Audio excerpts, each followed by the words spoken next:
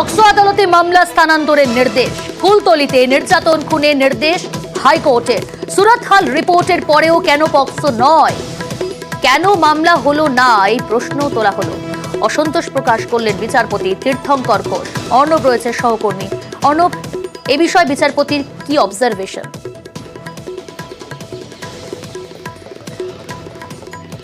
দেখো, কলকাতা হাইকোর্টের রাজ্যের সর্বোচ্চ যিনি আইনি পরামর্শদাতা, রাজ্যের অ্যাডভোকেট জেনারেল কিশোর দত্ত, তিনি ছিলেন ভার্চুয়ালি, এবং রাজ্যের যিনি পাবলিক প্রসিকিউটর হাইকোর্টে দেবাশিস রায়, তিনি ছিলেন এজলাসের মধ্যে। তাদের দুজনের উদ্দেশ্যে বিচারপতি তীর্থঙ্কর ঘোষ খুব স্পষ্ট ভাষায় জানান যে তিনি তার ডিসস্যাটিসফ্যাকশন জানাচ্ছেন এই আদালতে। অর্থাৎ গতকাল জয়নগরে নির্যাতিতার এই যে ধর্ষণের ঘটনা, এই ঘটনাতে যেভাবে পুলিশ পদক্ষেপ এগিয়ে নিয়ে গিয়েছে, সেই পুলিশের পদক্ষেপ পর্যাপ্ত নয়। এবং তিনি বলেন এখনো পর্যন্ত কেস ডায়েরি আদালতে আসেনি, কিন্তু যে ফরওয়ার্ডিং লেটার এসছে বা আদালতে যে নথি বিচারপতির সামনে নিয়ে আসা হয়, সেখানে ইনকোয়েস্ট রিপোর্টটি বিচারপতি পড়ে দেখেন, এবং সেটি পড়ে দেখার পরে পিপি এবং রাজ্যের আইনজীবীর উদ্দেশ্যে বলেন যে এই ইনকোয়েস্ট রিপোর্ট, অর্থাৎ এই নির্যাতিত 10 বছরের নাবালিকা, তার যে দেহ খালি চোখে ইনকোয়েস্ট যে রিপোর্টটা উঠে এলো, তার দেহটা কীভাবে পড়ে রয়েছে, বাইরে শরীরে আঘাতের চিহ্ন রয়েছে কিনা, এগুলো দেখার পরও কেন পক্সো আইনে মামলা হলো না।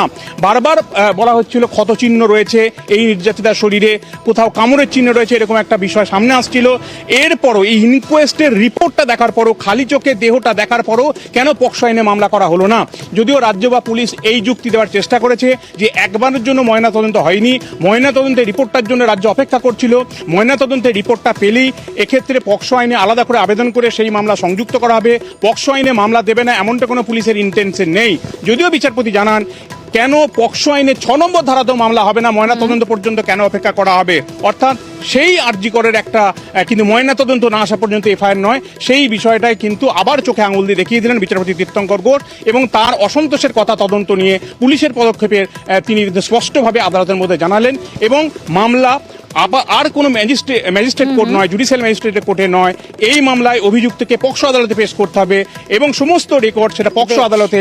বারুইপুর একজন অ্যাডিশনাল ডিস্ট্রিক্ট জাজ, যিনি এই পক্সো মামলার দায়িত্বে রয়েছেন, পক্সো কোর্টের দায়িত্বে রয়েছেন, সেই এজলাসে হবে, এবং নথি ট্রান্সফারের নির্দেশ দিলেন বিচারপতি তীর্থঙ্কর ঘোষ। বেশ।